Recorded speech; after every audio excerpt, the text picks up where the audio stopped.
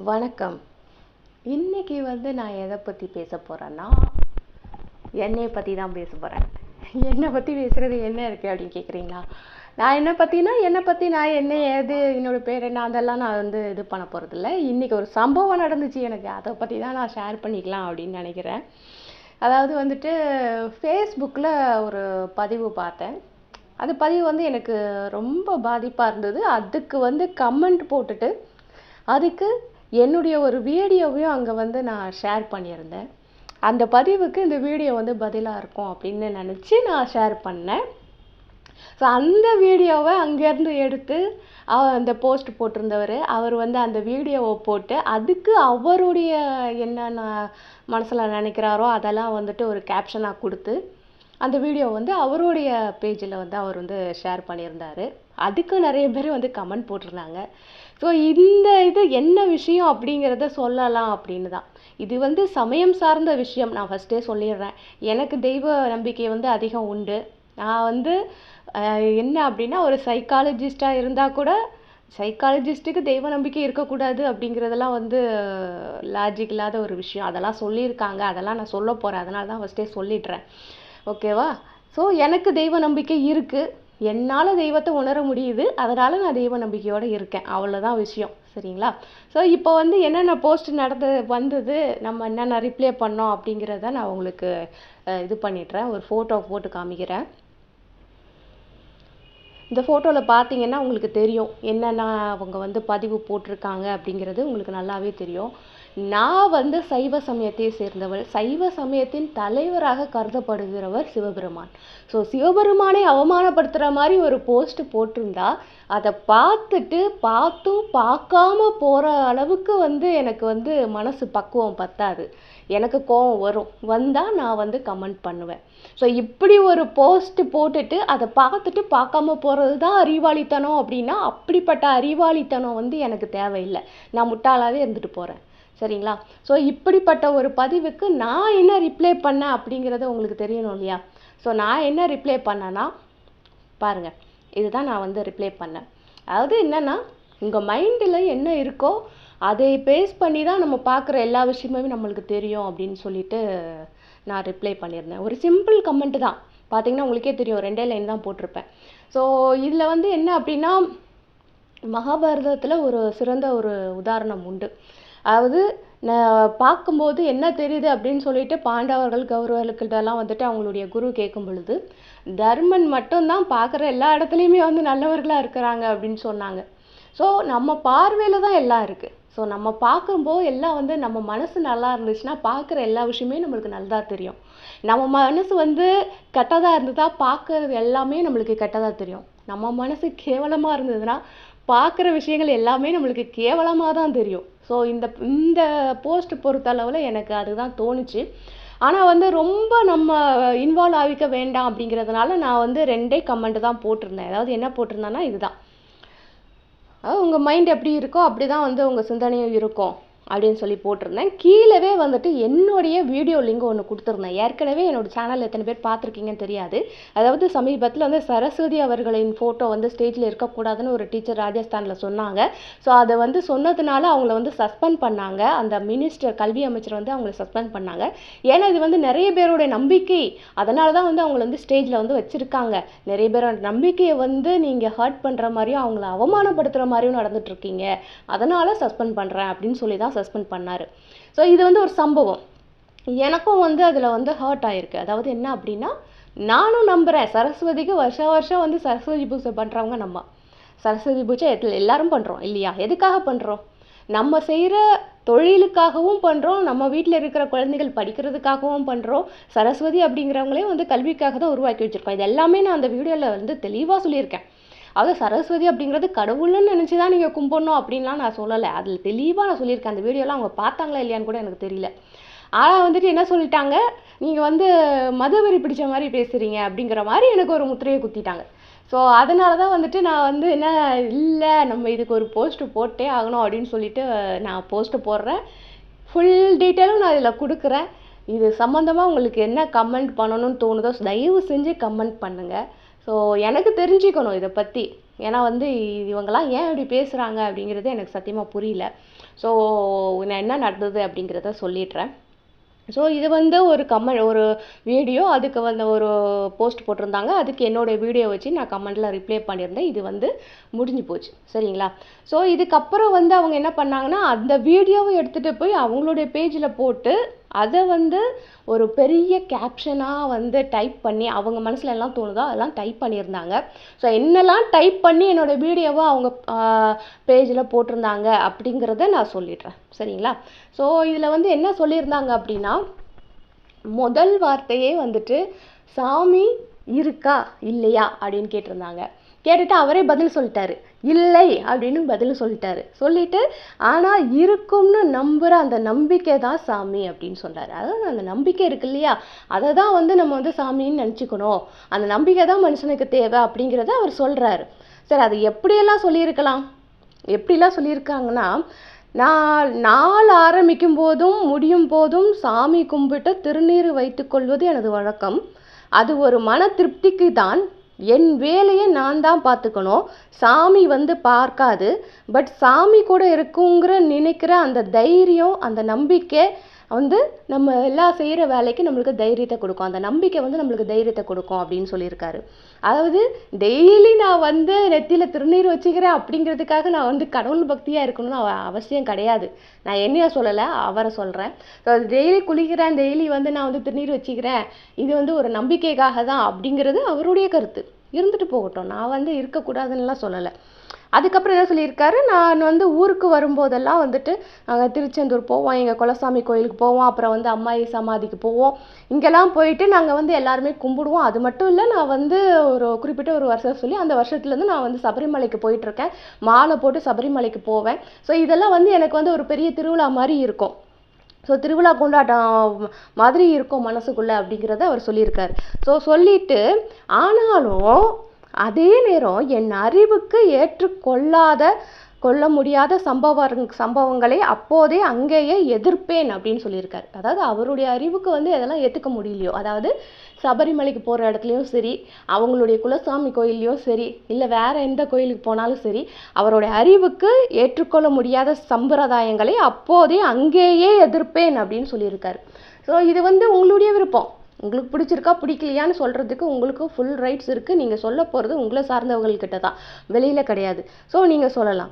அதே மாதிரி என்னோட வந்து மலைக்கு வர்றவங்க எல்லாருக்குமே என்னை பற்றி நல்லாவே தெரியும் அப்படின்னு சொல்லியிருக்காரு. நான் வந்து பொய் சொல்லலை. நான் வந்து மலைக்கு வர எல்லாருக்குமே எனக்கு தெரியும், இந்த நான் இப்படி தான் அப்படிங்கிறது எல்லாருக்குமே தெரியும் அப்படின்னு அதை வந்து விளக்கினாலும் அவர்களால் ஏற்றுக்கொள்ள முடியாது. காரணம் பயம். அதாவது எனக்கு வந்து அறிவுக்கு எனக்கு எட்டுது ஒரு விஷயம் செய்யக்கூடாதுன்னு, அதை நான் வந்து அவங்க கிட்ட சொன்னா கூட அவங்க ஏற்றுக்க மாட்டாங்க. ஏன் அப்படின்னா அவங்களுக்குலாம் கடவுள் மேலே பயம் இருக்குதான். ஸோ பயம் இருக்கிறதுனால அவங்க வந்து இதெல்லாம் செய்யாமல் விட்டுருங்க அப்படின்னு சொன்னால் கூட ஏற்றுக்க மாட்டாங்க.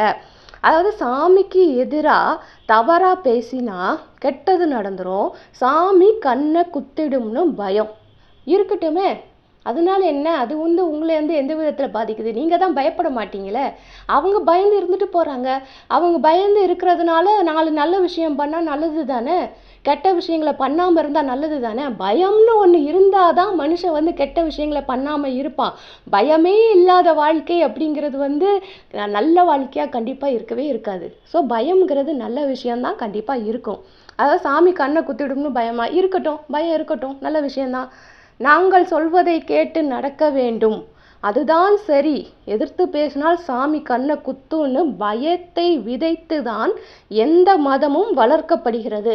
இருக்கட்டும், பயம் இருக்கட்டும் தானே நான் சொல்கிறேன், இருந்தால் நல்லது தான். நான் பயின்றது எது உன் அறிவுக்கு ஏற்றுக்கொள்ள முடியவில்லையோ அதை கேள்வி கேள்னு சொல்லி கொடுத்தது. அதாவது இவருக்கு வந்து எது ஒன்றால் ஏற்றுக்க முடியலையோ அதை கேள்வி கேள்னு சொல்லி கொடுத்துருக்காங்களாம்.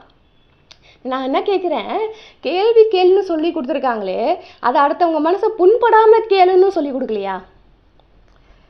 சொல்லி கொடுத்தது ஒழுங்காக சொல்லி கொடுக்காம விட்டாங்க போல இருக்கு. சரி, ஓகே, விடுங்க. அடுத்த லைன் என்னன்னா, பொதுவாக எல்லோருக்குமே எந்த மதமானாலும் சாமி நம்பிக்கை உண்டு. எல்லா சமயத்திலும் வந்து கடவுள் தான் இறுதி. எல்லா சமயத்திலும், நான் மதம்னு சொல்ல மாட்டேன், சமயம் தான் சொல்லுவேன். நீங்கள் மதம்னு போட்டிருக்கிறதுனால நான் மதம்னு வாசிக்கிறேன். ஓகே, அந்த நம்பிக்கையை மதம்னு மடை மாற்றுகிற வேலை வியாபாரம். எல்லா மதத்துலேயும் சாமி நம்பிக்கை உண்டு. அதை மடை மாற்றுகலாம், அது வந்து வியாபாரமா? ஓகே. அது சரியாக நடக்கணும்னா நம்மளை அந்த பயத்துக்குள்ளவே வச்சுருக்கணும். அதை இதுவரை சரியாக பண்ணிட்டு இருக்காங்க. மக்கள் ஏமாந்துட்டும் இருக்கிறாங்க. அதாவது சாமி இருக்கிறாங்க, சாமி மேலே பயப்படணும், சாமிக்கு பயந்து நல்ல விஷயங்களை பண்ணணும் அப்படிங்கிறது ஒரு வியாபாரம் நீங்கள் சொல்கிறீங்க. நான் என்ன சொல்கிறேன், சாமி இல்லை, அது ஒரு கல், சாமியை கும்பிடாதீங்க, சாமியை எதிருங்க, இந்து கடவுள்களை கேவலமாக பேசுங்கன்னு ஒரு பெரிய ஆள் வந்து பிரச்சாரம் பண்ணார்ல, அதுவே வியாபாரம்னு சொல்கிறேன் நான். அதுவே வியாபாரம். அவரும் வியாபாரம் பண்ணிட்டு தான் போயிருக்காருன்னு நான் சொல்கிறேன். இதுக்கு என்ன சொல்கிறீங்க? எனக்கு அந்த பயம் இல்லை. சாமி கண்ணை குத்தாது. அப்படியே இருந்தாலும் 2 பேர் நடந்து போகிறாங்கன்னு வச்சுக்குவோம். ஒருத்தனுக்கு பாதை தெரியும், அதனால் பார்த்து வா, கல் முள் காலில் குத்திர போதுன்னு சொல்கிறான். ஆனால் வந்துட்டு அவன் வந்து பார்க்காம வந்து காலை வந்து கல்லில் இடறிடுறான். இப்போ வந்து இந்த பார்த்துவான்னு சொன்னான் பார்த்தீங்களா, அவன் வந்து லேசாக கடிந்து சொல்லலாம், நான் பார்த்துவான்னு சொன்னேன், இல்லை ஃப்ரெண்ட்லியாக வந்து தோலில் வந்து தட்டி அடித்து சொல்லலாம். ஆனால் கழுத்தை பிடிச்சி நெரிச்சு நீ வந்து பார்த்துவான்னு நான் சொன்னல, எதுக்கு நீ கல்லில் வந்து இடிச்ச அப்படின்னு கேட்கக்கூடாது அப்படின்னு போட்டிருக்காரு. அதாவது நான் இதில் வந்து கேட்குற ஒரு விஷயம் என்னன்னா, உங்களை சாமி கும்பிடுங்கன்னு தான் சொல்கிறாங்க. உங்களை யாரும் கழுத்தை பிடிச்சி நெரிச்சு கும்பிடு கீழே விழுந்து உருளுன்னு யாருமே சொல்லவே இல்லைங்க. அப்படி போட்டு வச்சுருக்கீங்க. யார் உங்களை கழுத்தை பிடிச்சி நெரிச்சாங்க சாமி கும்பிடுங்கன்ட்டு? உங்கள் வீட்டில் அப்படி பண்ணாங்களா? உங்கள் வீட்டு பெரியவங்க அப்படி பண்ணாங்களா? தெரியல, உங்கள் வீட்டு பெரியவங்களை பற்றி எனக்கு தெரியாது. கழுத்தை பிடிச்சி நெரிக்கக்கூடாதுல அப்படின்னு அவர் கேட்டிருக்காரு. அதாவது சாமி கும்பிடுங்க அப்படின்னு சொல்லிட்டு நம்ம கழுத்தை பிடிச்சி நெருக்கக்கூடாதான். நாங்கள் எங்கள் வீட்டிலலாம் யார் கழுத்தையும் நாங்கள் பிடிச்சி நெரிக்கிறது கிடையாது. எங்கள் வீட்லேயும் நாத்திகம் பேசுகிறவங்க இருக்கிறாங்க, அவங்க வழியில் அவங்கள விட்டுருவோம், எங்கள் வழியில் நாங்கள் கும்பிட்றோம், அவ்வளோதான். யாரும் வந்து யார் கழுத்தையும் பிடிச்சி நெரிச்சு நான் சொல்கிறத கேட்டு தான் ஆகணும் அப்படின்னு சொல்கிற காலம்லாம் எங்கள் கிடையவே கிடையாது. எங்கள் வீட்டில் கிடையாது. உங்கள் வீட்டில் மேபி உங்கள் கழுத்தை பிடிச்சி நெரிச்சிருக்கலாம், அதனால் இந்த லைன் வந்திருக்கோ என்னவோ தெரியல. சாமி வந்து அப்படி தான் இருக்கணும். இங்கே வந்து கொன்றுமேனு பயம். ஆமாம், சாமி கண்ணை குத்தும் அப்படின்னு சொன்னதுனால தான் நிறைய தப்புகள் நடக்காமல் இருந்தது. என்னைக்கு சாமி மேலே இருந்த பயம் போச்சோ அன்னைக்கு தான் வந்து மனுஷன் இஷ்டத்துக்கு தப்பு பண்ண ஆரம்பித்தான். உண்டா இல்லையா? ஊரில் இருக்கிற பெரிய மனுஷங்கள்லாம் வந்துட்டு சாமிக்கு பயந்து ஊரை நல்வழிப்படுத்திட்டு இருந்தாங்க ஒரு காலம் வரைக்கும். என்னைக்கு சாமி மேலே நம்பிக்கை இல்லாத பயம் இல்லாதவர்கள் ஊருக்கு பெரிய மனிதர்களாக வந்தார்களோ அன்னைக்கு தான் இங்கே வந்து குற்றங்கள் அதிகரித்தது, நாடு அழிவு பாதையில் போனது. சொன்னது உண்மை தானே? கரெக்டு தானே? வரலாறு இருக்குது, நான் சொல்லலை, நான் என் வாய்க்கு வந்ததை பேசலை. நீங்களே வரலாறு எடுத்து பாருங்கள். பயம் இருக்கிற வரைக்கும் இருந்த வாழ்க்கை நல்லா இருந்துச்சு. பயம் என்னைக்கு போச்சோ அன்னைக்கு வந்து தப்பு அதிகமாயிடுச்சு. சும்மா போஸ்ட்டுக்காக சொல்லலை, மலையில் இருந்துக்கிட்டே இதெல்லாம் பேசுவேன். கூட வந்த ஒரு நண்பரோட பேரை போட்டு அவங்களுக்கு தெரியும் என்னை பற்றி அப்படின்னு போட்டிருக்காங்க. அதாவது நீங்கள் இப்படி தான் நீங்கள் சொன்னாலே போதும், அது அவங்கக்கிட்ட போய் கேளுங்க அப்படின்னு சொல்ல வேண்டிய அவசியமே கிடையாது. நீங்கள் சொன்னாலே நான் நம்புவேன். ஏன்னா உங்கள் மெசேஜ்லாம் பார்த்தாலே நீங்கள் சொல்கிறதெல்லாம் உண்மைன்னு தெரியுது. அதனால் நீங்கள் சொன்னாலே நம்புவேன். யாரையும் ரெஃபரன்ஸ் எல்லாம் கூப்பிட வேணாம், சரியா? அவ்வளவும் உளவியல் சார்ந்த விஷயம் அப்படின்னு போட்டிருக்காரு. அவ்வளவும் உளவியல் சார்ந்த விஷயம். எனக்கு தெரியுங்க, நான் உளவியல் படிச்சிருக்கேன், நான் ஒரு சைக்காலஜிஸ்ட்டு, சயின்ஸ் படிச்சிருக்கேன், சைக்காலஜி படிச்சிருக்கேன், ஆன்மீகத்தை படிச்சிருக்கேன், கடவுளை படிச்சிருக்கேன், கடவுளை உணர்ந்திருக்கேன், எல்லாமே நான் பண்ணியிருக்கேன். என்கிட்ட வந்து உளவியல் பேசாதீங்க தயவு செஞ்சு. ஏன்னா வந்துட்டு நான் வந்து சைக்காலஜிஸ்ட்டுன்னு அவங்களுக்கு தெரியும், தெரிஞ்சுமே அந்த வார்த்தையை என்கிட்ட சொல்கிறாங்கன்னா என்னமோ நான் முட்டாள்தனமாக பேசுகிறேன்னா அப்படி வந்து நான் வந்து ஃபீல் பண்ணணும் அப்படிங்கிறதுக்காக அந்த வார்த்தையை போட்டிருக்காங்க. அவ்வளவும் உளவியல் சார்ந்த விஷயம். சாமி இல்லை, அது வெறும் கல்லுன்னு சொன்னதும் உளவியல் சார்ந்த விஷயந்தாங்க. ஒன்றுமே இல்லாமல் பிராமணர்களை எதிருங்கள் அப்படின்னு சொல்லிட்டு ஒரு தனி மனுஷன் அவனுக்கு இருந்த ஒரு பகையை ஊர் மேலே திணிச்சிட்டு போயிருக்கான்னா அதுவும் உளவியல் சார்ந்த விஷயம்தான். எத்தனை பேருக்கு தெரியுங்க? நான் வந்து பிராமின் கிடையாது, ஆனால் ஒரு நாளும் நான் பிராமணர்களை எதிர்க்கவே மாட்டேன். எவனோ ஒருத்தன் சொன்னால் நான் போய் அவங்களுக்கு எதிர்த்து பேசணுமா? அந்த இடத்துல நியாயமாக இருந்தால் மட்டும்தான் நான் நிற்பேன், இல்லைன்னா நிற்க மாட்டேன். சும்மா போய் அவங்கள எதிர்க்கிறதுக்கு அவங்களும் மனுஷங்க தான். சும்மா இவர் வந்து ஒரு இடத்துக்கு போய் அவமானப்பட்டார், அதை வந்து கொண்டு வந்து ஊர் மேலே திணிச்சாருன்னா அதுவும் உளவியல் சார்ந்த விஷயம் தானே. இப்போ நீங்கள் இது வந்து மூட நம்பிக்கை, அது மூட நம்பிக்கைன்னு பேசுகிறீங்களே, இதுக்கெல்லாம் வித்து போட்டவர் அவர் தானே. அவர் பண்ணது உளவியல் தானே. அந்த உளவியலில் தானே நீங்கள் இப்படி பேசிகிட்டு இருக்கீங்க. அதுவே உளவியல் தாங்க. நீங்களே உளவியல் மாற்றத்துக்கு ஆராகி தான் இருக்கிறீங்க. நீங்கள் வந்து உளவியல் சார்ந்த விஷயம் அது இதுன்னு போட்டுக்கிட்டு ஓகே விடுங்க. அடுத்து வந்து நிறைய படத்தில் பார்த்துருப்போம், ஆப்ரேஷன் தேட்டரில் வந்து எல்லாம் வந்து முயற்சி பண்ணிட்டோம், அடுத்து வந்து கடவுள் தான் காப்பாற்றணும் அப்படின்னு வந்து சொல்லுவாங்களாம். ஸோ அந்த தைரியம் இருக்கு இல்லையா, கடவுள் வந்து காப்பாற்றுவாருங்கிற ஒரு நம்பிக்கை இருக்கு இல்லையா, அந்த நம்பிக்கை வந்து ஒரு தைரியத்தை கொடுக்குமா. அப்படி கொடுக்கக்கூடிய அந்த மனதைரியம் தான் பாதி மருந்து. அதுக்காக தான் வந்து கடவுளை வச்சுருக்கோம் அப்படின்னு வந்து சொல்கிறாங்க. ஸோ இது வரைக்கும் அவர் போட்டு என்னுடைய வந்து வீடியோவை ஷேர் பண்ணிதான் பரவாயில்ல, இதுக்கு கீழே என்னுடைய பேரை போட்டு என்ன டேக் பண்ணி இதுக்கப்புறம் வர மெசேஜ் எனக்கு சரியா, அதையும் படிக்கிறேன், கேட்டுக்கோங்க. அதாவது என் பேரை போட்டுட்டு என்ன வந்து சொல்லியிருக்காங்கன்னா, நீங்கள் மனநல ஆலோசகராக இருந்துட்டு இப்படி ஒரு வீடியோவை அனுப்புறது டிஸப்பாயிண்டிங் அப்படின்னு சொல்கிறாங்க. இல்லைங்க, எனக்கு அந்த வீடியோவில் என்ன டிஸப்பாயிண்ட் பண்ணுதுன்னு எனக்கு புரியல. நான் டிஸ்கிரிப்ஷனில் அந்த வீடியோ கொடுக்குறேன், பாருங்கள். யாருக்கெல்லாம் டிஸப்பாயிண்ட் ஆகுதுன்னு தயவு செஞ்சு எனக்கு சொல்லுங்கள். அதாவது இவர்கள் வந்து கடவுளர்களை கேவலமாக பேசிக்கிட்டே இருப்பாங்களாம், நம்ம வந்து கோவப்படாமல் இருக்கணுமா. இது வந்து எப்படி இருக்க முடியுங்க? நாங்களும் மனுஷன்தாங்க. நான் சைக்காலஜிஸ்டாக இருந்தாலும் நானும் மனுஷி தான், எனக்கும் கோவம் வரும், வந்தால் பேசுவேன், பேசாமலாம் இருக்க மாட்டேன், என் கோவத்தை வெளிப்படுத்துவேன். நீ சைக்காலஜிஸ்டாக இருந்து நீ கோவப்படக்கூடாதுன்னு சொன்னால் எப்படி இல்லையா? சைக்காலஜிஸ்ட்டுக்கு வந்து எந்த பிரச்சனையுமே வரக்கூடாதா, கோவம் வரக்கூடாதா, அமைதியாகவே இருக்கணுமா, எந்த பாதிப்புமே இருக்கக்கூடாதா, டாக்டருக்கு காய்ச்சல் வரக்கூடாதுன்னு சொல்கிற மாதிரிலாம் இருக்குது நீங்கள் சொல்கிறது. ஸோ அவர் வந்து அப்படி தான் சொல்லியிருக்காரு, நீங்கள் மனநல ஆலோசகராக இருந்துட்டு இப்படி ஒரு வீடியோவை அனுப்புறது டிஸப்பாயிண்டிங். நான் அந்த வீடியோவை டிஸ்கிரிப்ஷனில் கொடுக்குறேன், எல்லாரும் பார்த்துக்கோங்க. உங்கள் கிட்ட வர மனநோயாளிகளுக்கு டெக்னிக்கலாக science, medicine, physical, mental exercise சொல்லி சரியாக்குவீங்களா, இல்லைன்னா கோவிலுக்கு போய் விளக்கேற்றுங்க, அங்க பிரதர்சனம் பண்ணுங்க, மொட்டை போடுங்கன்னு சொல்லுவீங்களா அப்படின்னு கேட்டிருக்காரு. எனக்கு வர கிளையண்ட்ஸுக்கு நான் என்னெல்லாம் வந்து சஜஷன் கொடுக்குறேன் அப்படிங்கிறத ஷேர் பண்ண வேண்டிய அவசியம் எனக்கு இல்லை. ஆனாலும் சில விஷயங்களை நான் ஷேர் பண்ணுறேன், இது சார்ந்த விஷயங்களை நான் ஷேர் பண்ணுறேன். எனக்கு வர எல்லா கிளையண்ட்ஸுக்குமே நான் வந்து பரிந்துரைக்கக்கூடிய ஒரு காமனான விஷயம், பொதுவாக நான் பரிந்துரைக்கக்கூடிய ஒரு விஷயம் என்ன அப்படின்னா, தியானம் பண்ணுங்க, மனதை ஒருநிலைப்படுத்துங்க அப்படிங்கிறத நான் சொல்லுவேன். அது வந்து இந்து சமயத்தை சேர்ந்தவர்களாக இருந்தாலும் சரி, கிறிஸ்தவ சமயத்தை சேர்ந்தவர்களாக இருந்தாலும் சரி, இஸ்லாமிய சமயத்தை சேர்ந்தவர்களாக இருந்தாலும் சரி, நான் சொல்லியிருக்கேன், இதே வார்த்தையை சொல்லியிருக்கேன். தியானம் பண்ணுங்க, உட்காருங்க, மனசை ஒருநிலைப்படுத்துங்க, மனசை வந்து எந்த ஒரு சிந்தனையும் இல்லாமல் தனித்து நிறுத்துங்கள், உங்களுடைய மனசுக்கு அது வந்து ரொம்ப ரிலாக்ஸாக இருக்கும் அப்படிங்கிறத நான் எல்லா சமயத்துக்காரங்கள்கிட்டையும் சொல்லியிருக்கேன். அதே நான் ப்ரேயர் பண்ணுறதுக்கும் சொல்லியிருக்கேன், இந்து சமயக்காரங்கள்கிட்ட மட்டும் கிடையாதுங்க, இஸ்லாமியர்கள்கிட்டையும் சொல்லியிருக்கேன், கிறிஸ்தவர்கள்கிட்டையும் சொல்லியிருக்கேன். இஸ்லாமியர்கிட்ட சொல்லியிருக்கேன், நீங்கள் வந்து குர்ஆன் படிங்க, நீங்கள் படிக்க படிக்க உங்களுக்கு வந்து அது நல்ல மனசில் ஆறுதலை கொடுக்கும், நல்ல வந்து உங்களுக்கு மைண்ட் ரிலாக்ஸ் ஆகும், உட்காந்து தன்னம்பிக்கையோடு படிங்க அப்படின்னு நான் சொல்லியிருக்கேன்.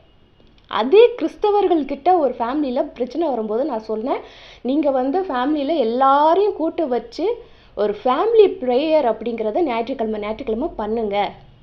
இது வந்து என் சமயம் சார்ந்த விஷயம் கிடையாது, நல்லா நோட் பண்ணுங்க. இது கிறிஸ்தவர்களுக்கு சொன்னேன், ஃபேமிலி ப்ரேயர் பண்ணுங்க. நீங்கள் ஃபேமிலி ப்ரேயர் பண்ண உங்கள் குடும்பத்தில் ஒற்றுமை வரும், ஒருத்தருக்கு ஒருத்தர் பேசிக்குவீங்க, ஒருத்தருக்கு ஒருத்தர் என்ன வந்து மனசில் கஷ்டம் இருக்குது அப்படிங்கிறத எல்லாரும் தெரிஞ்சுக்கலாம், அதன் மூலமாக உங்கள் பிரச்சனைகள் சால்வ் ஆகும்னு நான் வந்து சஜஸ்ட் பண்ணியிருக்கேன். அதை செஞ்சு அவங்க பிரச்சனையும் சால்வ் ஆகிருக்கு. சரியா?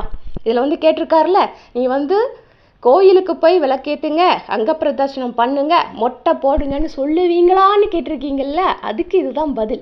நான் சொல்லியிருக்கேன், சொல்லி பிரச்சனையும் சரியாயிருக்கு. கடவுள் அப்படிங்கிற விஷயத்த நம்ம உணர்ந்து பண்ணோம்னா எல்லா விஷயமும் சரியாகும். அது உணரலைன்னா இப்படி தான். ஒரு மனுஷியா உங்கள் தனிப்பட்ட நம்பிக்கைகளை மதிக்கிறேன், ஆனால் ஒரு மனநல மருத்துவரா இந்த கருத்துக்களை எதிர்க்கிறேன் அப்படின்னு சொல்கிறாங்க. நான் எனக்கு வர கிளையண்ட்ஸ்கிட்டே நான் இதை தான் சொல்கிறேன், அவங்கவுங்க சமயத்தில் இருக்க வழிபாடை ஒழுங்காக பண்ணுங்க, நல்லது நடக்கும். நான் சொல்கிறேன், எனக்கு நடக்குது, என்னுடைய கிளையண்ட்ஸுக்கும் நடக்குது, இதில் வந்து எந்த விதமான மாற்று கருத்தும் கிடையாது. இந்த போஸ்ட்டு போட்டிருக்கீங்களே உங்களுக்கும் சொல்கிறேன், நீங்கள் நம்பிக்கையோட குடும்பமாக உட்காந்து ப்ரேயர் பண்ணிங்கன்னா, உங்களுக்கு நீங்கள் எந்த சமயத்தை சேர்ந்தவர்னு எனக்கு தெரியாது, மேபி நீங்கள் கோயிலெல்லாம் சொல்லியிருக்கனால இந்து சமயத்தை சேர்ந்தவராக தான் இருக்கணும். ஸோ குடும்பத்தோடு உட்காந்து வழிபாடு நடத்தும் பொழுது அங்கே நிச்சயமாக உங்களுக்கு ஒரு அற்புதம் நடக்கும். நீங்கள் நம்பினாலும் நம்புங்க, நம்பலைன்னா விட்டுருங்க, யாருக்கும் லாஸ் கிடையாது. சரியா? உங்களுக்கும் நான் அதை தான் சஜஸ்ட் பண்ணுவேன், நான் சைக்காலஜிஸ்டாக இருந்தாலும் நான் அதை தான் சஜஸ்ட் பண்ணுவேன். இது வந்து நடக்காத விஷயம் கிடையாதுங்க. நடந்த விஷயம் என்னுடைய கிளையண்ட்ஸ்க்கு நடந்திருக்கு, எனக்கு நடந்திருக்கு. இதுக்கு வந்து நிறைய ப்ரூஃப்ஸ் எல்லாம் இருக்குது என்கிட்ட, சரியா? ஸோ என்கிட்ட வந்து இந்த மாதிரியெல்லாம் கேள்வி கேட்காதீங்க. ஸோ அதையும் தாண்டி அந்த வீடியோ வடநாட்டில் நடந்ததா சொல்லுது. நடந்ததா இல்லையா நமக்கு தெரியாது. ஆனால் பயத்தை காட்டி வியாபாரம் பண்ணுறவங்களோட மார்க்கெட்டிங் யுக்தி அது அப்படின்னு சொல்கிறாங்க. அதாவது அஃபிஷியலாக ஒரு மினிஸ்டர் அவருடைய ஆஃபீஸில் இருந்து ஒரு டீச்சரை சஸ்பெண்ட் பண்ணுறதுக்கு ஆர்டர் போடுறாரு. இது நியூஸில் நம்ம பார்க்குறோம். இது நடந்ததா இல்லையான்னு நேரடியாக அந்த மினிஸ்டரோட ஆஃபீஸ்க்கு போய் நான் வந்து கன்ஃபார்ம் பண்ணலை. ஆனால் எல்லா நியூஸ் சேனல்லையும் வந்தது,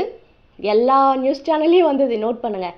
இங்கிலீஷ் நியூஸ் சேனல்லையும் வந்தது, தமிழ் நியூஸ் சேனல்லையும் வந்தது, ஹிந்தி நியூஸ் சேனல்லையும் வந்தது, சரிங்களா? ஸோ ஒரு மினிஸ்டர் போட்ட ஆர்டர் அது.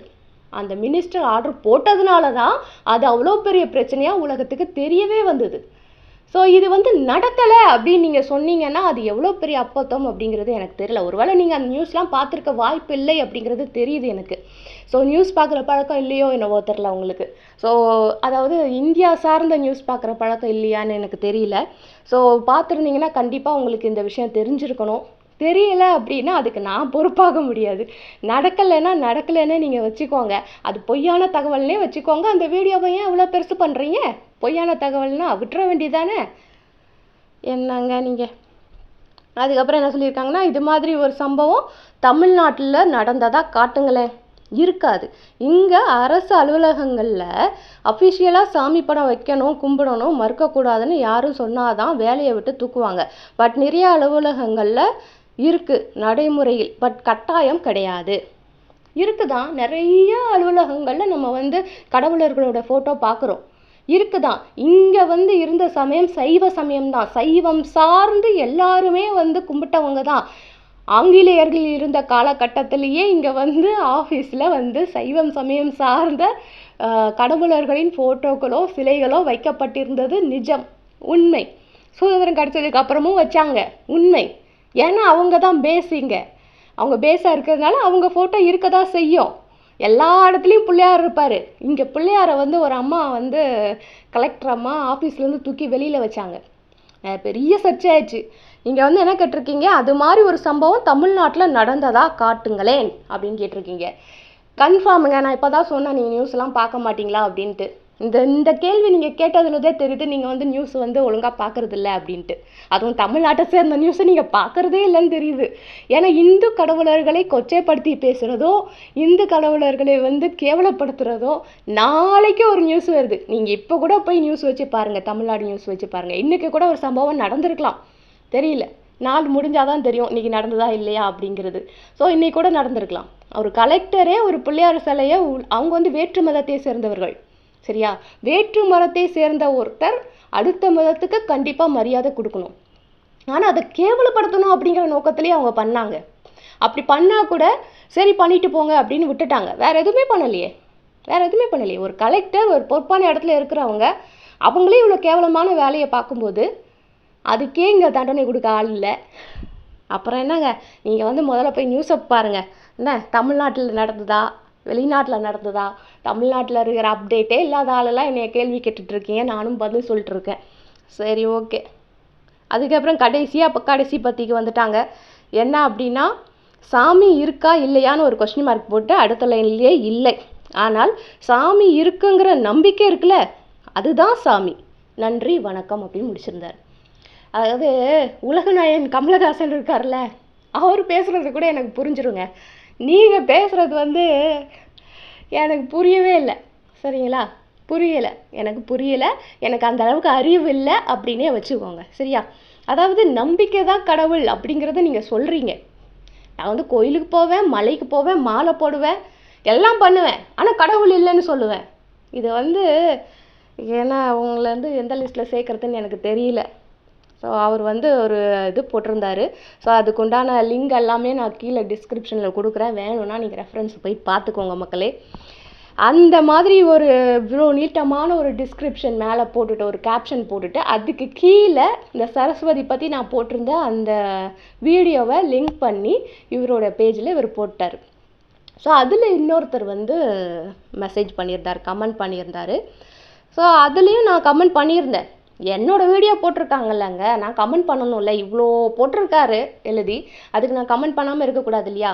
ஸோ அதில் நான் என்ன கமெண்ட் பண்ணேன்னா இதுதான் பண்ணேன். பார்த்தீங்களா? இங்கேயும் வந்து அந்த அந்த கலெக்டரோட அந்த இதை தான் நான் வந்து எக்ஸ்பிளைன் பண்ணியிருந்தேன். ஸோ அதை சொல்லிவிட்டு இங்கே நடக்கிறதெல்லாம் உங்களுக்கு தெரியலையான்னு இப்போ கேட்டேன்ல, அதை எல்லாமே வந்துட்டு நான் அதில் போட்டிருந்தேன். அதுக்கு அவர் என்ன சொல்லியிருக்காரு அப்படின்னா, தெளிவாக சொல்லியிருக்கேன், கடவுள் நம்பிக்கை வேற, மதம் வேறன்னு. மதம் பிடித்தவர்களிடம் விலக்கி பயனில்லை அப்படின்னு சொல்லியிருக்காரு. மதம் பிடிச்சவங்க அப்படின்னு சொல்லிட்டு என்ன சொல்கிறாரா இல்லை அந்த கலெக்டரை சொல்கிறாரான்னு எனக்கு புரியலை மக்களே. அதனால் நான் வந்து நன்றின்னு போட்டு முடிச்சுக்கிட்டேன், இவர்கிட்ட பேசி பிரயோஜனம் இல்லை அப்படின்னு சொல்லிட்டு. மதம் பிடித்தவர்கள் அப்படின்னு சொல்கிறத கூட நான் வந்து ஒத்துக்கிறேன். மதம் பிடித்தவர்கள் வந்து யார் அப்படின்னா, நீங்கள் வந்து பார்த்துருப்பீங்க, வடநாட்டில் ஒரு கிறிஸ்தவ ஃபேமிலியில் உயிரோடு வச்சு எரிச்சாங்க ஒரு கிறிஸ்தவ ஃபேமிலியை. அதுக்கு பேர் தான் வந்து மதம் பிடிக்கிறது அப்படிங்கிறது. மதத்தை எனக்கு பிடிச்சிருக்கு அப்படிங்கிறவங்களுக்கு சொல்கிறவங்கெல்லாம் மதம் பிடிச்சவங்க கிடையாது. ஸோ ரெண்டுக்கும் உள்ள வித்தியாசத்தை நீங்கள் தெரிஞ்சுக்கோங்க. அடுத்த மதத்தை சேர்ந்தவர்களை வதைத்து சாக அடிக்கிறாங்க பார்த்தீங்களா, அவங்களுக்கு தான் மதம் பிடிச்சிருக்குன்னு அர்த்தம். எங்களுக்கெல்லாம் வந்து எங்களுடைய சமயத்தில் இருக்கிற கடவுளர்களை தான் பிடிச்சிருக்கு, மித்தபடி வேறு எதுவுமே பிடிக்கல. ஸோ மதம் பிடித்திருக்கு அப்படின்னு சொல்கிறதெல்லாம் தப்பான வார்த்தை. மதம் பிடிச்சிருக்கு அப்படிங்கிறதுக்கு சரியான விளக்கம் உங்களுக்கு தெரியல, அதனால தான் வந்து எங்களை பார்த்து சொல்லிக்கிட்டு இருக்கீங்க. சொல்லிட்டு போங்க, வேறு வழி இல்லை. அதாவது இந்து கடவுளர்களுக்கு ஆதரவாக பேசினாலே உங்களுக்கு மதம் பிடிச்சிருக்கு, மதவெறி பிடிச்சிருக்கு, மதவெறியர்கள், அதுக்கு மேலே இன்னும் என்னெல்லாமோ வந்துடுச்சு. இப்போல்லாம் வந்துட்டு நம்ம இந்து கடவுள்களுக்கு வந்து ஆதரவாக ஒரு போஸ்ட் போட்டாலே சங்கி அப்படின்னு சொல்லிடுறாங்க. இந்து கடவுளுக்கு ஆதரவு பண்ணாலே சங்கியா. இதெல்லாம் வந்துட்டு புதுசு புதுசாக வார்த்தைகளை கண்டுபிடிக்கிறாங்க. ஐம் வெயிட்டிங்னு இன்னும் நிறைய எதிர்பார்க்குறேன், இன்னும் நிறைய வார்த்தைகளை எதிர்பார்க்குறோம். நாங்கள் இந்துக்களுக்கு வந்து ஆதரவாக இருக்கிறதுக்கு நிறைய வார்த்தைகள் எதிர்பார்க்குறோம். ஸோ இந்த போஸ்ட்டுக்கு ஒருத்தர் வந்து ரிப்ளை பண்ணியிருந்தார். ஒரே ஒரு அவர் போட்ட ஒரு கமெண்ட்டில் எனக்கு ஒரு சின்ன டவுட் இருக்குங்க. என்ன போட்டிருந்தான்னா, குப்பையாம் அந்த வீடியோ வந்து குப்பை, விவரம் தெரியாமல் பேசுகிறாங்க, சட்டப்படி அவங்க பேசுகிறது தவறு அப்படின்னு போட்டிருக்காரு. இல்லைங்க, இந்த வீடியோவில் நான் வந்து எது சட்டப்படி தப்பாக பேசினேன்னு எனக்கு தெரியல. எனக்கு வந்து சட்டம் வந்து A to Z தெரியாது, நான் வந்து லாயர் கிடையாது. ஸோ A to Z எனக்கு சட்டம் தெரியாது. இந்த வீடியோவை யாராவது லாயர்ஸ் வந்து பார்த்துட்டு இருந்தீங்க அப்படின்னா, நான் கீழே டிஸ்கிரிப்ஷனில் அந்த வீடியோவை கொடுக்குறேன். அதில் ஏதாவது சட்டத்துக்கு புறம்பா, சட்டப்படி தவறாக நான் ஏதாவது பேசியிருக்கேனா அப்படிங்கிறத தயவு செஞ்சு எனக்கு வந்து தெளிவுபடுத்துங்க. ஏன்னா வந்து இப்படி போட்டிருக்காங்க பப்ளிக் வெப்சைட்டில் வந்துட்டு, ஒரு ஃபேஸ்புக் வெப்சைட்டில், சமூக வலைதளத்தில், நீ சட்டப்படி தவறாக பேசுகிற அப்படின்னு ஒருத்தர் சொல்கிறான்னா, அதில் வந்து நான் என்ன தவறாக பேசியிருக்கேன் சட்டப்படி அப்படிங்கிறது எனக்கு தெரிஞ்சுக்கணும் அப்படின்னு ஆசையாக இருக்குது. ஸோ யாருக்குன்னா தெரிஞ்சதுன்னா வந்துட்டு இன்னொன்று சொல்லியிருக்காரு, அதாவது சட்டப்படி வந்து நம்ம பேசுனது தவறா. ஸோ அதுக்கப்புறம் வந்து என்ன சொல்லியிருக்காரு அப்படின்னா, இன்னும் பெரிய ஒரு இதை சொல்லியிருக்காரு. இது இவ்வளோ பெரிய கமெண்ட் ஒன்று கொடுத்துருக்காரு. அந்த படத்தையும் நாங்கள் வந்து போஸ்ட்டில் போடுறேன், நீங்கள் பாருங்கள். அதாவது பைத்தியமா மேடம், நீங்கள் உண்மையாக சொல்லுங்கள், சரஸ்வதி படிப்புக்கு என்ன செய்தார்? அந்த வீடியோவை பார்த்துட்டு இவர் ரிப்ளை பண்ணியிருக்காரு, சரஸ்வதி படிப்புக்கு என்ன செய்தார். இதுக்கு வந்து விளக்கம் நான் அந்த வீடியோவிலே கொடுத்துருக்கேன் சார். இதுக்கு வந்து விளக்கம் நான் அந்த வீடியோவே கொடுத்துருக்கேன். ஏன்னா அவங்க கேட்டாங்களே சரஸ்வதி கல்விக்கு என்ன பண்ணாங்க அப்படிங்கிறதுக்கு உண்டான விளக்கத்தை தான் நான் அந்த வீடியோவில் கொடுத்துருக்கேன். அந்த வீடியோவை பார்த்துட்டு வந்துட்டு திருப்பியும் அதே கேள்வியை கேட்குறீங்களே சார், என்ன சார் நீங்கள்? ஐயோ சிறுபிள்ளைத்தனமாக வல்லவா இருக்கிறது. உண்மையில் இந்த சமூகத்தின் அனைத்து அடக்குமுறைகளையும் தாண்டி, அவமானங்களை தாண்டி படித்து மேலே வந்த அம்பேத்கரை பள்ளிகளில் வைங்க, அவரை மனதில் ஏற்றி படிக்க சொல்லலாமே. அவரை ஏற்றி மனசில் வச்சு படிக்கலாம். நம்மளுடைய அப்துல் கலாம் ஐயா அவர்களை மனசில் வச்சு படிக்கலாம், தப்பு இல்லையே. நான் ஏற்றுக்கிறேன், அப்துல் கலாம் ஐயாவை மனசில் வச்சு தான் நாங்களாம் படித்து வந்தோம். உண்மை அதுதான். நீங்கள் அம்பேத்கரை சொல்லியிருக்கீங்க, நாங்களாம் அப்துல் கலாம் சொல்கிறோம், ஓகேங்களா? ஸோ அவரை மனசில் வச்சு தான் நாங்கள் படித்து வந்தோம். இதெல்லாம் இல்லைன்னு சொல்லலை. அப்துல் கலாம் ஐயாவோட ஃபோட்டோ இருக்கட்டும், அதுக்காக சரஸ்வதியோட ஃபோட்டோ இருக்கக்கூடாதுன்னு அர்த்தம் கிடையாது. சரஸ்வதி நம்ம காலங்காலமாக கும்பிட்டுட்டு இருக்கிறது இல்லையா, நிறைய பேரோட நம்பிக்கை இல்லையா? ஸோ இதுக்கெல்லாம் விளக்கம் சொல்லிட்டேங்க, அந்த வீடியோவில் பார்த்துக்கோங்க, சரியா? அப்புறம் வந்து கடவுள் இல்லைன்னு நான் சொல்கிறேன், கடவுள் இல்லவே இல்லை, அது கற்பனை. மக்களை பிரிக்க, அவர்களை அறிவு குருடாக்க கொண்டு வரப்பட்டது தான் கடவுள் அப்படிங்கிறாரு. அது மக்களை அறிவு குருடாக்க கொண்டு வரப்பட்டது தான் கடவுள் அப்படிங்கிற விஷயமா இருக்கட்டுமே. மக்கள் அந்த மாதிரி கடவுளை நம்பி அறிவு குருடர்களாக இருந்த வரைக்கும் நாட்டில் தப்பு அப்படிங்கிறது குறைச்சலாக இருந்தது. என்னைக்கு நான் அறிவாளி ஆயிட்டேன் அப்படின்னு சொல்லிட்டு கடவுளை நம்பாமல் இருக்காங்களோ அப்போ தான் தப்பு அதிகமாக நடக்குது. அப்போ அறிவு குருடர்களாக இருந்தால் நல்லதா, அறிவாளியாக இருந்தால் நல்லதா? யோசிச்சுக்கோங்க நீங்கள். ஏன் வந்து கடவுளை நம்பி நீங்கள் சொன்ன மாதிரி அறிவு குருடல்களாக இருந்த வரைக்கும் மக்கள் நல்லா இருந்தாங்க, நாடு நல்லா இருந்தது. என்னைக்கு அது இல்லை அப்படின்னு சொல்லிட்டு பயம் இல்லாமல் வெளியில் வந்தாங்களோ அன்னையிலேருந்து தான் தப்பு ஆரம்பிக்குது. இதுக்கு அறிவு குருடர்களாகவே இருந்திருக்கலாமே. அறிவாளியாக இருந்து என்ன பிரயோஜனம்? நாடு அழிஞ்சது தான் மிச்சம். நீங்கள் கடவுள் இருக்குன்னு சொல்கிறது என் மனசை புண்படுத்துது. என்னடா இந்த அம்மா இவ்வளவு லூசுத்தனமாக பேசுதுன்னு தோணுது. உங்களுக்கு யார் தண்டனை தருவாங்க? எனக்கு தண்டனை கொடுக்கணுமா? அதான் நீங்கள் சொல்லியிருக்கீங்களே, பைத்தியமா மேடம் நீங்கன்னு கேட்டிருக்கீங்களே. நீங்கள் தண்டனை கொடுக்குறத நினச்சி தானே கேட்டிருக்கீங்க. அதெல்லாம் என்னை ஒன்றுமே பண்ணாது.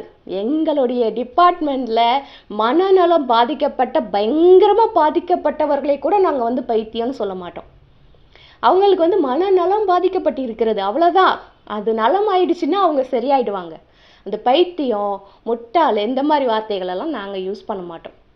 ஆஸ் அ சைக்காலஜிஸ்ட் நாங்கள் வந்து அந்த மாதிரி வார்த்தைகளெல்லாம் யூஸ் பண்ண மாட்டோம். நீங்கள் அதுக்கு சம்மந்தம் இல்லாதவங்க, அதனால் இந்த வார்த்தையெல்லாம் யூஸ் பண்ணியிருக்கீங்க. அதாவது நான் வந்து கடவுள் இருக்குன்னு நான் சொல்கிறது அவர் மனசை புண்படுத்து தான். கடவுள் இல்லைன்னு சொல்லிட்டா மட்டும் என்ன நடந்துட போகுதுங்க? கடவுள் இல்லைன்னு சொல்லிட்டு பண்ணுறவங்க அட்டூழியத்தை வந்து வாயால் நம்ம சொல்ல முடியாதுங்க. நான் இது ஆரம்பத்தில் ஒரு போஸ்ட் போட்டேனே, எஃபியில் வந்து நான் எதுக்கு இந்த கமெண்ட் ஆரம்பிச்சேன்னு ஒரு போஸ்ட் போட்டேனே, அந்த கமெண்ட்டை வந்து என்னால் ரீட் பண்ணி காமிக்க முடிஞ்சுதா? அந்த போஸ்ட்டை வந்து என்னால் ரீட் பண்ணி காமிக்க முடிஞ்சுதா? அதை ரீட் பண்ணுறதுக்கு கூட எனக்கு அசிங்கமாக இருந்தது. அந்த அளவுக்கு அசிங்கமாக யோசிச்சிருக்காங்க. அப்போ கடவுள் இல்லைன்னா எவ்வளோ அசிங்கமானாலும் பேசிக்கலாம், எவ்வளோ அசிங்கமானாலும் நடந்துக்கலாம், எப்படியோ இருந்துக்கலாம், இஷ்டத்துக்கு இருந்துக்கலாம், கண்ட்ரோலே தேவையில்லை. இதுதான் கடவுள் இல்லைன்னு சொல்கிறவங்களுக்குள்ளான அடையாளம். கண்ட்ரோல் இல்லை அப்படிங்கிறது தான் கடவுள் இல்லை அப்படிங்கிறது சொல்கிறது ரெண்டும் ஒன்று தான். ரெண்டுமே ஒன்று தான். கண்ட்ரோல் இல்லை அப்படிங்கிறது தான் இதுக்குண்டான அடையாளம். அதுக்கப்புறம் என்ன சொல்லியிருக்காங்கன்னா, அப்புறம் வந்து உத்தரப்பிரதேசத்திலிருந்து எத்தனை பேர் மேடம் உங்களை போல் வீடியோ போடுறாங்க, 4-5 எடுத்து கொடுங்க பார்ப்போம் அப்படின்னு சொல்லி முடிச்சிருக்காரு. நான் ராஜஸ்தானை பற்றி பேசினேன், நீங்கள் எதுக்கு உத்தரப்பிரதேசத்தை பற்றி பேசுகிறீங்க? அதாவது இவர் என்ன சொல்ல வர்றாருன்னா, இந்த அம்மா இதை பற்றியெல்லாம் பேசுகிறாங்களே, உத்தரப்பிரதேசத்தில் நிறைய வந்து நடக்குது, அதை பற்றியெல்லாம் பேசலையே, அதெல்லாம் வந்து உங்களுக்கு தெரியாதா அப்படின்னு என்னை வந்து குட்டுறாங்களாமா தலையில். அது நான் என்ன சொல்கிறேன், சரஸ்வதி பற்றி அந்த அம்மா பேசினது எனக்கு வந்து ஹர்ட்டிங்காக இருந்தது. இந்து கடவுளர்களை பற்றி கேவலமாக பேசினா நான் பதிவு போடுவேன், அதனால் போட்டேன். அப்படி பதிவு போட்டதுனால இந்தியாவில் நடக்கிற வேற எந்த பிரச்சனையுமே எனக்கு தெரியாது, வேற எந்த பிரச்சனையுமே நான் கண்டுக்கலை, வேற எந்த பிரச்சனைக்குமே நான் குரல் கொடுக்க மாட்டேன்னு அர்த்தம் கிடையாது. அப்படிதான் நீங்கள் போஸ்ட் போட்டிருக்கீங்க. உத்தரப்பிரதேசத்துலேருந்து வீடியோ எடுத்து போடுங்க. யார் போடுவாங்க? இல்லை, உங்களுக்கு தேவைன்னா நீங்கள் போய் பாருங்கள், தப்பு கிடையாது. இவ்வளோ பேசுகிறீங்களே, கடவுள் இல்லை கடவுள் இல்லைன்னு குதிக்கிறீங்களே, போங்களேன் தைரியமா உத்தரப்பிரதேசத்துக்கு. போக மாட்டீங்களே. நம்மளுக்கு தேவை வந்து நிம்மதி இல்லையா? ஸோ நிம்மதியான இடத்துல தான் இருப்போம். சரி விடுங்க. அதாவது வந்து என்ன சொல்கிறாருன்னா, இந்த அம்மா வந்து அதை பற்றியெல்லாம் பேசாது, அதுதான் முக்கியமான பிரச்சனை, அதை பற்றியெல்லாம் பேசாமல் இதை பற்றி பேசி வச்சுருக்கேன். கடவுளே இல்லைன்னு நான் சொல்கிறேன், அதை பற்றி பேசியிருக்கேன்னு இவருக்கு கோவம். அவ்வளோதான். நான் கடவுள் இருக்குன்னு நம்புகிறேன், நான் பேசுவேன், அவ்வளோதான்.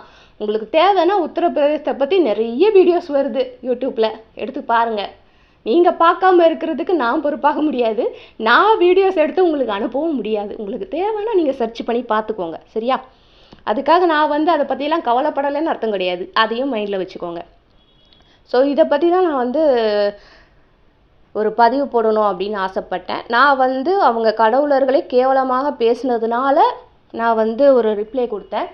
ஸோ அந்த ரிப்ளை வந்து ஒரு பெரிய என்னமோ நான் வந்து கொலைப்பாதகம் பண்ண மாதிரி பெருசாக வந்து அவங்க பேஜில் போட்டிருந்தாங்க.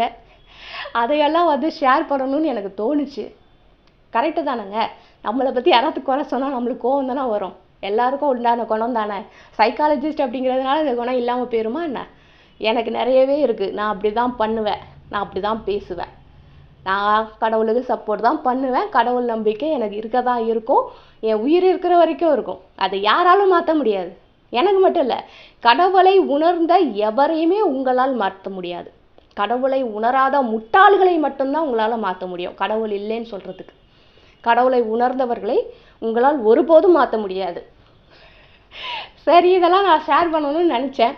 ஸோ இதெல்லாம் நம்ம கமெண்ட்டில் டைப் பண்ண முடியாது இல்லையா, அதனால் அதை வந்து வீடியோவாக பேசிடலாம் நம்ம அப்படின்னு சொல்லிட்டு பேசினேன். ஸோ இந்த வீடியோ பற்றி நீங்கள் ஏதாவது சொல்லணும்னு நினச்சிங்கன்னா கமெண்ட்டில் சொல்லுங்கள்.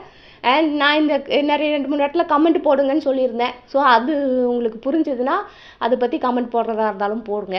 ஸோ இந்த வீடியோ வந்து நம்மளுடைய ஆன்மீகவாதிகளுக்கு ஷேர் பண்ணணும்னா கண்டிப்பாக ஷேர் பண்ணுங்கள். ஏன்னா வந்து திருப்பியும் ஆன்மீகவாதிகள் நம்ம நாத்திகவாதிக்கு ஷேர் பண்ணி அவங்க 4 கமெண்ட் போட்டு அதுக்கு நான் ரிப்ளை பண்ணி வளர்த்துக்கிட்டே போக வேணாம். ஆன்மீகவாதிகளுக்கு மட்டும் ஷேர் பண்ணுங்கள். அதுக்கப்புறம் வந்துட்டு நம்மளுடைய வெட்டி பேட்டி சேனலை வந்து மறக்காமல் சப்ஸ்கிரைப் பண்ணிவிடுங்க. மீண்டும் அடுத்த வீடியோவில் சந்திக்கும் வரை பாய்.